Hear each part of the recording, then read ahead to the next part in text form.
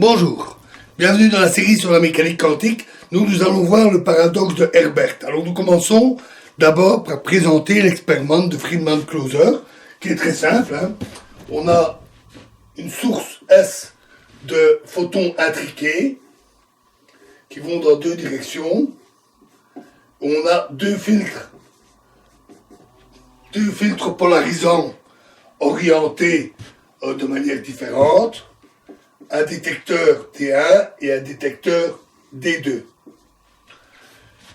Et on détecte alors les coïncidences entre D1 et D2 suivant l'orientation des deux filtres polarisants.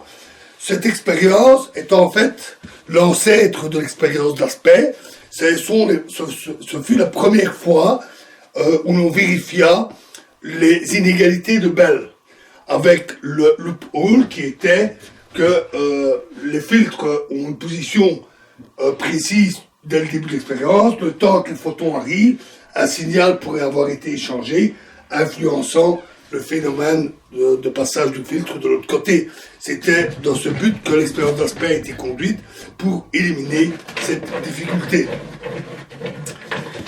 Donc, ça c'est ok, c'est l'expérience classique EPR, nous n'allons pas revenir dessus, et de la vérification des inégalités de Bell. Notons que si l'on considère la situation de la source S et les deux mêmes filtres, sont du même côté, avec le détecteur D2, alors on constate, que ce soit par la théorie ou par l'expérience, je vous laisse vérifier pour la théorie, que le détecteur D2 va s'enclencher pour les mêmes situations où D1 et D2 détectent en coïncidence. C'est ce type de circonstance qui a renforcé l'idée de non-localité, puisque les deux filtres produisent le même effet quand les filtres sont séparés. Ça donnait l'impression que dans le cas normal, le résultat d'un filtre influençait celui de l'autre. Cela amena certains à essayer de modifier la mécanique quantique afin de la rendre locale, donc pour éviter toute idée de non-localité.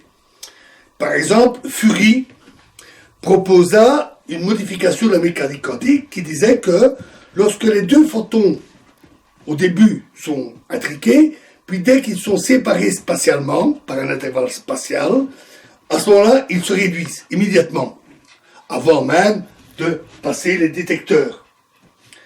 Idée astucieuse, mais quand même bizarre. Parce que, bon, d'une part, le référentiel, l'intervalle dépend du référentiel, mais surtout, suivant les instants où vous considérez les photons le long de la trajectoire, vous aurez toujours un intervalle spatial à tout moment. Il suffit de choisir les instants bien précis. Donc, à partir de quand, de quels instants considère-t-on la réduction des deux photons? Ce n'est pas simple. Mais il proposa aussi une expérience pour le vérifier, en forçant la réduction des photons. C'est-à-dire qu'on a la même expérience que celle de Friedmann et Closer, avec les deux filtres et les détecteurs, et on place alors ici deux filtres polarisants qui sont orientés de la même façon, tous les deux, et qui sont choisis de manière aléatoire. À ce moment-là, les photons, en passant les deux filtres, se retrouvent alors dans un état bien défini. Par exemple, tous les deux sont polarisés horizontalement. Dans ce cas-là, on vérifie avec la théorie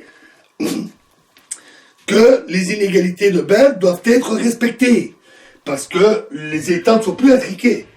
On a un état bien précis pour les photons. Et l'état des deux photons est identique, mais plus intriqué. Et l'expérience a également montré que les inégalités de Bell étaient respectées dans ce cas-là. Ce qui veut dire que la modification de Fury entraînait un écart par rapport à l'expérience de Friedmann-Closer et Aspect et par rapport à la mécanique quantique. Et donc, l'idée de Fury fut rejetée. Herbert lui, imagina un autre processus. Il imagina le processus suivant. On a donc la source S, le détecteur, disons vertical à gauche, avec le détecteur D1, et ici, on va dupliquer le photon en plusieurs photons identiques. Donc on va avoir un détecteur, un filtre vertical, D3, le filtre oblique, D2, avec le détecteur D3, D2, un filtre horizontal avec un détecteur D4, etc., etc. Alors notons d'abord une chose. Nous savons qu'on ne peut pas copier l'état des particules. C'est le théorème de non-clonage. Mais ce qu'il est possible, c'est d'avoir des particules intriquées. Et il est tout à fait possible, théoriquement, d'avoir un ensemble de photons qui sont tous intriqués. Les expériences ont même déjà été menées avec 3 photons intriqués ensemble. Et donc, les photons sont tous intriqués, mais c'est exactement ce qu'on veut. Alors, le résultat à droite, avec des filtres orientés dans tous les sens, permet ainsi de mesurer l'état du photon verticalement, en oblique, horizontalement, et donc, avec toutes les détections, de pouvoir déterminer l'état exact du photon. Et c'est vrai. Donc, le Friedman dit alors, mettons le dispositif de manière à ce que le trajet ici soit nettement plus long, et donc la détection ici se fait d'abord, à D1. Et la mécanique quantique dit alors que, comme le filtre est vertical, le photon va immédiatement se réduire dans l'état de polarisation verticale. Et comme on peut le déterminer ici, on pourra alors savoir que la détection a eu lieu. Et donc, on a une transmission instantanée d'informations. Comme il y a le théorème de non-communication, il y a une contradiction, d'où le nom de paradoxe de Herbert. Mais en fait, Herbert s'est trompé. Il a été aveuglé par l'interprétation de Copenhague avec sa réduction. D'où le danger de ce type d'interprétation. Peut-être plus naturel, parce qu'on observe toujours des états définis dans les expériences, mais ça peut conduire à des dangers si on ne fait pas attention. Il a commis l'erreur d'oublier que la source de photons est aléatoire, et la détection est aléatoire. L'état est superposé pour les photons, la polarisation est quelconque, horizontale ou verticale ou autre, et donc parfois la détection fonctionne, parfois il n'y a rien au détecteur D1. Si le photon est dans l'état horizontal, il ne passe pas le filtre. Il n'y a pas de détection. Et ça, à droite, on n'en sait rien. On ne sait pas ce qui s'est passé de l'autre côté. Et donc, on n'est pas en mesure de trancher si, quand on voit telle ou telle polarisation, on est impossible de dire ce qui s'est passé exactement de l'autre côté. Pour ça, il faut transmettre une information pour dire, voici le résultat de la mesure à gauche. En fait, ça, c'est le principe de la cryptographie que nous avons vu. Tout simplement. Alors, voyons ici avec les états relatifs. Notons que cette expérience, l'erreur d'Herbert est grosse, grosse erreur. On pourrait utiliser l'interprétation instrumentale sans aucune difficulté.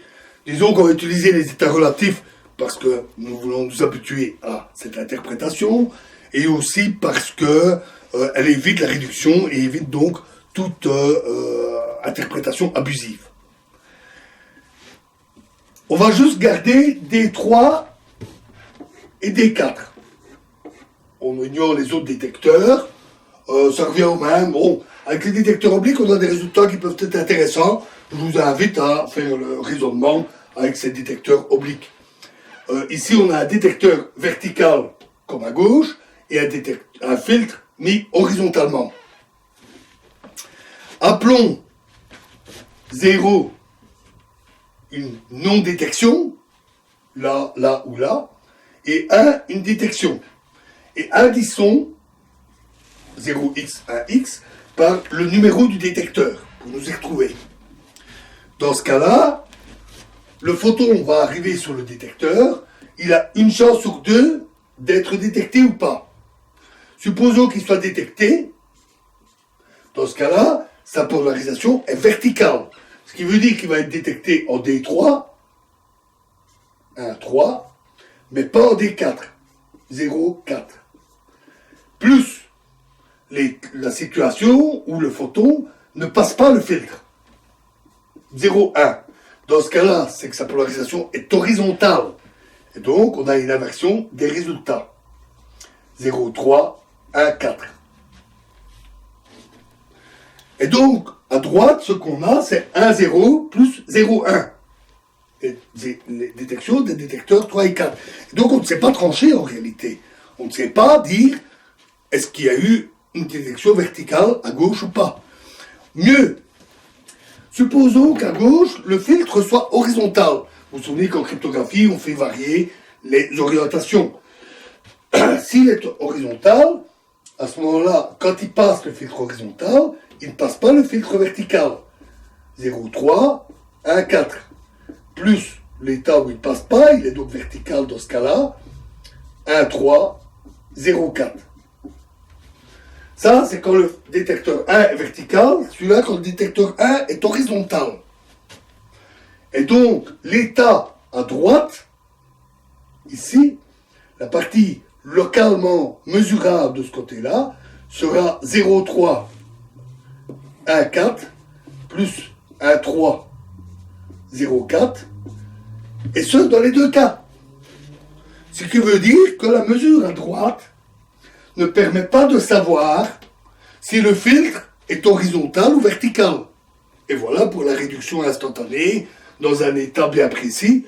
De l'autre côté, non, en fait, quelle que soit l'orientation du filtre à gauche, on ne peut pas le savoir à droite. C'est impossible.